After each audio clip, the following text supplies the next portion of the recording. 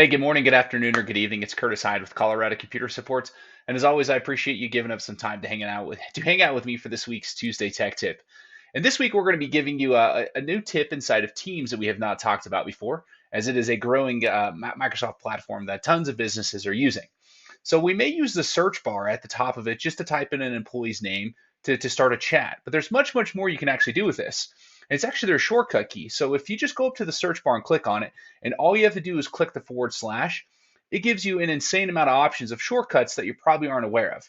You can simply change your status, whether you're away or available offline. However you like to do that, you can populate calls, you can pop messages to create different windows to connect with different employees, and many, many more things that you can do inside of there. I suggest you explore it, take a peek, learn it, because once I found this recently, it's something I started using much, much more in my day, just because we spend so much time on a chat system inside of our company. So if Teams is something you live in, it is definitely going to be a beneficial area for you to learn these different tips and tricks that's provided inside of the search bar.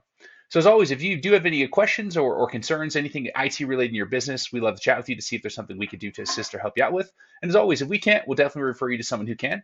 As always, I'm Curtis Hyde with Colorado Computer Support. You can feel free to reach me at 719-439-0599 or find us on the web at www.coloradosupport.com. Well, I appreciate it as always. Thank you so much. Have a great rest of your day, and we will see you next time.